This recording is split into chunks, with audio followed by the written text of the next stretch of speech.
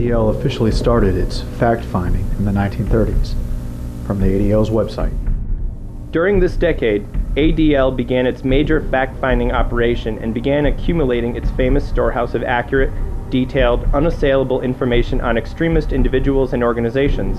ADL expanded its staff and began to monitor and investigate the rapidly multiplying fascist groups in the U.S. The fact-finding wasn't just limited to accumulating information.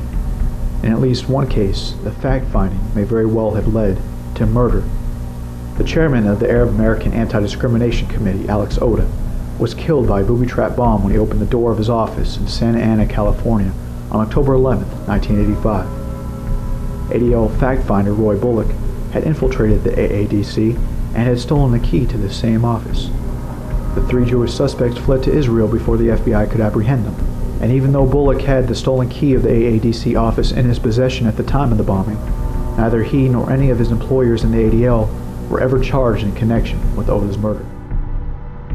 In 1993, the magnitude of the ADL's spy operation, and really, spy operation is the only way to describe the ADL's activities, became known after police in Los Angeles and San Francisco raided local ADL offices and discovered that the ADL was, quote, keeping files on more than 950 political groups, newspapers, and labor unions, and as many as 12,000 people, close quote. Many of the victims were people who, quote, simply opposed the policies of Israel, close quote. The California spy scandal was focused on two individuals.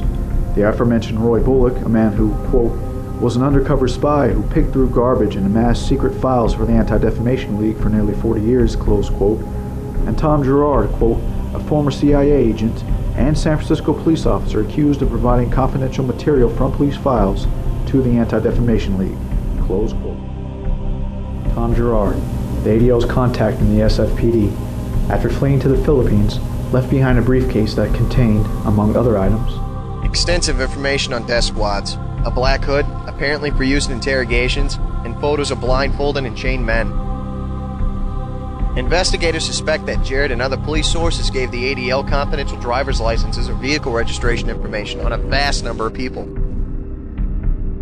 Despite each case of obtaining such information from police being a felony, and added up, thousands of felonies were thus committed, one veteran police officer astutely predicted, "Mark my words, this is going to be obfuscated, obliterated, and desecrated.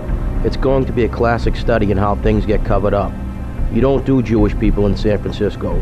It's not PC, especially when you have two U.S. senators who are Jewish, and the city's chief of protocol is Dick Goldman, a prominent fundraiser in the Jewish community." And this police officer was right, Matt Isaacs. Although thousands of non-public documents were found in the possession of both Bullock and the ADL, the city offered a settlement agreement to the organization in November of 1993. As a result of the deal, the ADL paid a $75,000 civil fine, most of which went to charitable causes along the lines of the ADL's own interests, such as a hate crimes reward fund, while denying all allegations of wrongdoing.